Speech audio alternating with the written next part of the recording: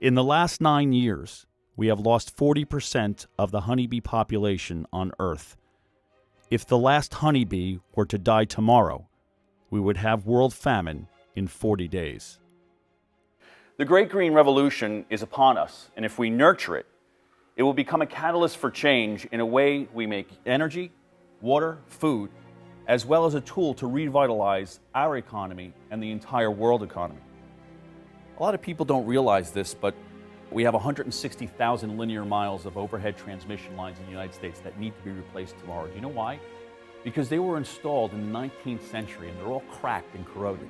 And every day, for all the energy we make in the United States and the cracks in those lines, we lose 40% of our energy. So now you have the fossil fuel industry saying we don't need renewable energy, our power grid is just fine. But they are arcing out that energy all day long. It's wasted energy, and we, the ratepayers, are paying for it. And in the state of New Jersey, there are 3 joint military installations: Fort Dix for the Army, Earl Naval Station, and McGuire Air Force Base, where the Hindenburg actually crashed.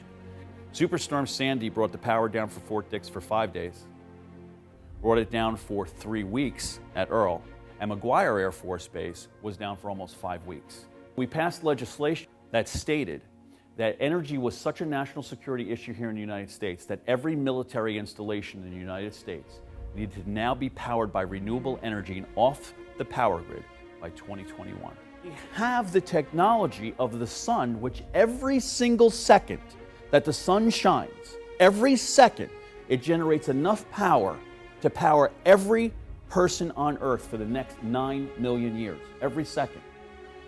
If we have the intellect to harness the power of that sun and store it in a battery technology, why are we not moving there now? We have reached the tipping point. There is nothing and no money that we can spend that can reverse the effects of climate change. All we can do now is educate about an adaptation of humankind living on a different Earth. We will see massive changes in weather patterns. For instance, in 10 years from now, those storms that form off the Horn of Africa up to Florida will no longer be torn apart by the Bahamas or Cuba. They will have direct hits on Florida, every single one of them. What we can do is do what America has done time and time again. When faced with insurmountable adversity, we learned that manufacturing is what's great about America. It's ideas, it's entrepreneurial spirit, and it's manufacturing. What we're talking about, the technologies that are needed to help the entire world reduce their fossil fuel dependence, reduce their refuse, is America starting to make things. Tesla is a successful U.S. car manufacturer now competing against the Big Five. But Tesla is now showing that it can make a sexy vehicle that has a great drivetrain, and it's got a waiting list 5 miles long. That's the essence of America. It will actually be you that will be the changers of this world. You that will learn what humanity has done time and time again, and that is adapt to the circumstances. You have that power.